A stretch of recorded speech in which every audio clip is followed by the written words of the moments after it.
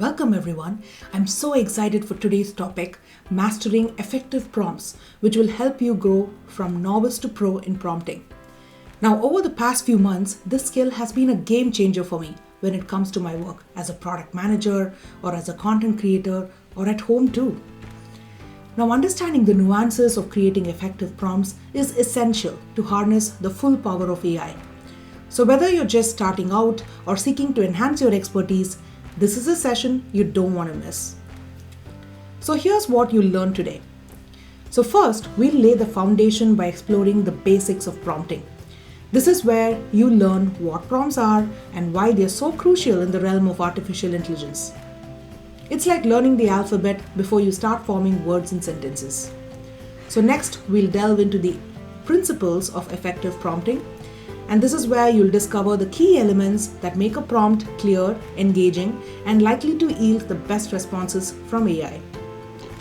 Then we'll introduce an easy to remember prompt formula, the ADUR Framework, or ADUR as I call it. This practical guide will be your go-to framework for crafting your prompts. It's like having a recipe. Once you understand the ingredients and the process, you can start cooking up your own creations. And finally, we'll touch upon some examples showcasing the ADUR framework. Ready? Let's get started. First up, prompting basics. So, what is a prompt? Now, imagine you're at a fancy restaurant with a world-class chef. You can ask for something specific like, I'd like a truffle risotto, please. Or you can say something more open-ended like, surprise me with a vegetarian dish. Now, in both cases, you're giving the chef a starting point, a prompt to create your meal.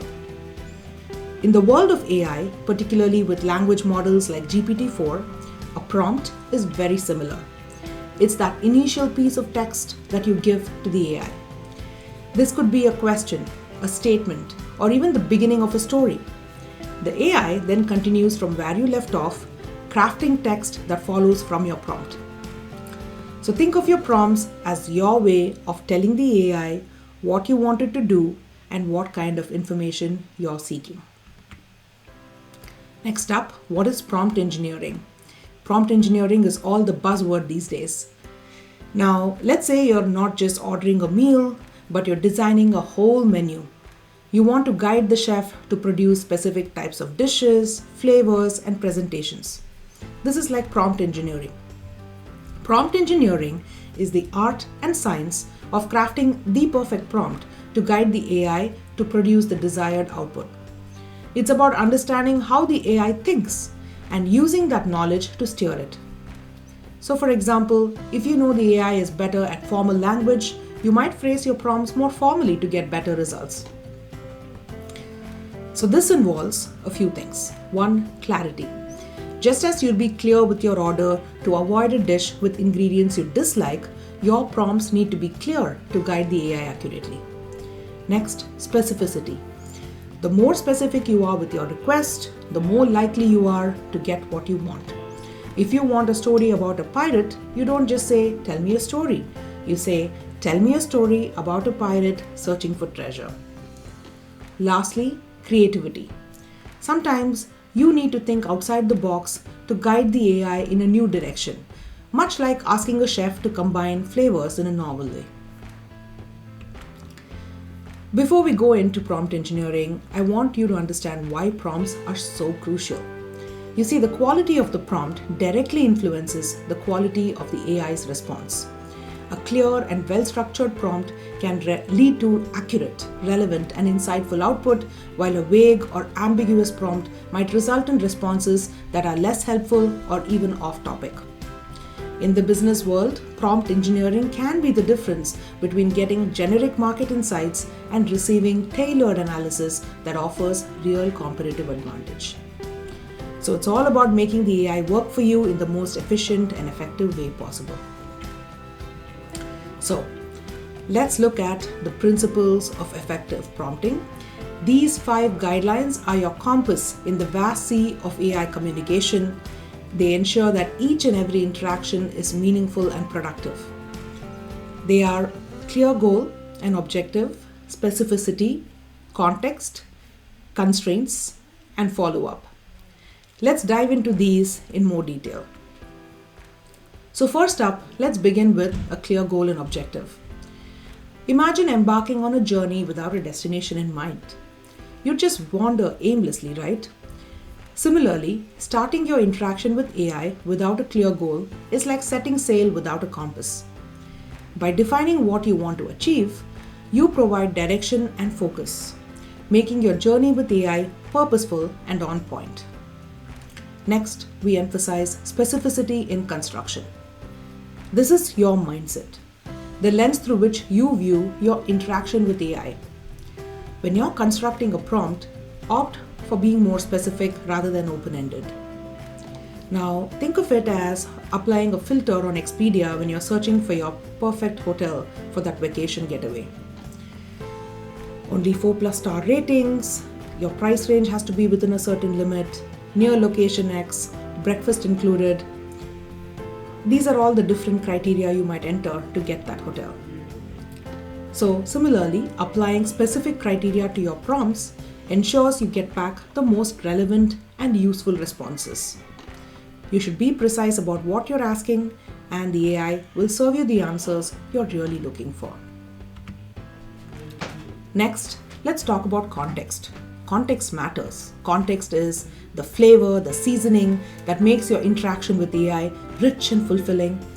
And it's about giving AI the background, the setting, the characters in your story. So for example, instead of saying, provide a travel itinerary to Paris, you might say, we are a family of 4 with young kids looking to spend 3 days exploring sites in Paris. Provide a family-friendly travel itinerary with a good balance of sightseeing and rest. So when interacting with AI, remember that context setting is very important. You can do that by explaining the task purpose, you can specify an audience, or you can ask the AI to act as or adopt a persona and so on. More on this later. Then we have constraints and guardrails. These are your safety nets. These ensure that the AI doesn't wander off into territories you didn't intend it to explore. So by setting these constraints and guardrails, you're telling the AI exactly how you want that information presented, in what tone, and within which boundaries. So for example, what format should the content be presented in? Should it be presented in the form of a table? What tone should the response have? Should it be formal, casual? Should it make up a response to a question if it can find the information, or should it be instructed not to do that?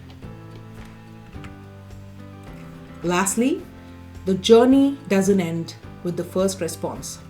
Always engage with follow-up for refinement.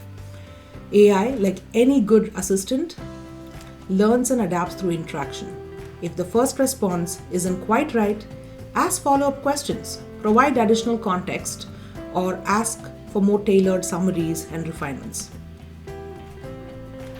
Alright, so now that I've told you all the different principles of prompts, how do you go about creating really effective prompts? Now fear not, this is where the ADUR Framework comes in, and it gives you a very simple, easy to remember, streamlined path to creating the perfect prompts. So what does ADUR stand for? A stands for act, as in act as persona. D stands for do, as in do this task. U stands for using examples. And R stands for return output with constraints. ADUR. Let's look at these in more detail. So first, let's talk about A. The A in ADUR stands for act. This is where you define the persona. Now imagining you're instructing an expert or a character with specific knowledge. How would they act? What expertise do they bring? So this persona sets the stage for tailored, informed responses. So here's an example. So if you want an LLM like GPT-4 to create a blog post about morning routines, instead of just saying, create a blog post about morning routines, you could say, assume you're a well-known lifestyle coach and blogger and write a blog about morning routines. So this is where you're adopting that persona of a lifestyle coach and blogger, and the LLM is going to use that to give you a much more targeted response. Let's move on to D. D signifies do. This is the task you're looking to accomplish, and it's not just any task. You have to make sure you clearly articulate this task, and it's defined with precision and clarity.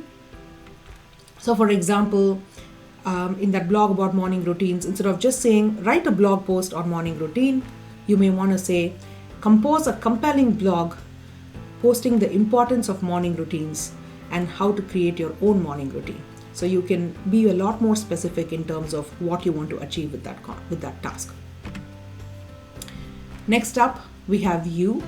This is U stands for using or examples. So this is where we integrate all these different examples or sample data. So these can be data points that you wanted to include, frameworks. For example, if you're asking it to create a response to an interview question, you can ask it to adopt the STAR framework, or any reference material that guides the AI. So you can also give your own sample bullet points that you wanted to include, like giving an artist a picture to inspire their painting. Providing examples shapes the direction and the quality of the AI's creation. So for example, when creating that blog about morning routines, you can ask ChatGPT to get some numbers and quotes from scientific studies. You can ask it to share inspiring routines of famous people like Oprah Winfrey or Tim Cook. And finally, R stands for return. This is about defining the output and setting constraints. And you're not just asking for any response, you're saying, hey, return a 200-word summary in a friendly and engaging tone. So it's about precision and expectation. So going back once again to our morning routine blog post example, when you're creating this blog post, you can specify to ChatGPT that, hey, the blog should be engaging, informative, motivate readers, it should be presented in a friendly and authoritative tone, and it should be under 2,000 words. All right. So there you go. This is an easy to remember acronym, ADUR. You're asking the ChatGPT to act as a persona, do a specific task, using the examples, and returning an output with constraints. That's it. ADUR. That's all you need to craft your perfect prompt. So let's start looking at an example of this. So let's say I'm planning a trip to Paris and I'm a family with young kids. So what am I going to do? So for ADUR, the persona I want the LLM to act as is a seasoned travel agent specializing in family vacations. The task I wanted to do is plan a detailed 3-day itinerary for a family of 4 trip to Paris. Next, the examples or the using the knowledge I wanted to use is knowledge of popular tourist spots, child-friendly activities, dining, and local experiences. And lastly, I wanted to return an output where it provides the itinerary in a day-by-day format. I need it to be in a balance of sightseeing, dining, and downtime. Alright, so on the right is the prompt I used for this. You can pause your screen and take a look at the prompt. And here you can see ChatGPT's response to that prompt, including the ADUR framework. It gives me a day-by-day morning, lunch, afternoon, late afternoon, dinner option. Gives me all these different places that's really great for kids, including a science museum, Louvre, and so on. And it also gives me some really great tips too. So this is a really great start as opposed to a very generic response. Next up, let's use another example. Let's say I am a business owner, I own a gym, and I want to create an announcement for a new class with my gym members. So the persona I want to act in here is a friendly and encouraging gym manager. The task I want to do is compose an email announcing the new core conditioning class, and I wanted to include data points around the benefits of the class, schedule details, and give some special introductory offers as well. And lastly, when it's giving me the output, I wanted to have the email be inviting, persuasive, concise, and include a clear call to action for signing up. So this is what my ADUR framework looks like. Next up, let's look at the prompt and let's look at what ChatGPT gave me in response.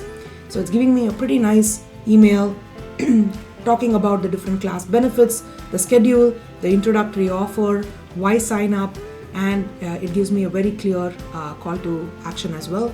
So this is a good starting point, and then I can iterate it and make it even better. All right, so that about wraps it up for this session. Thanks for watching. I hope you enjoyed this deep dive. If you did, I'd love to hear from you in the comment section below. Please give me a like or a thumbs up to show you enjoyed this content. And don't forget to subscribe, because more AI related content will be uploaded weekly. Until next time, stay curious.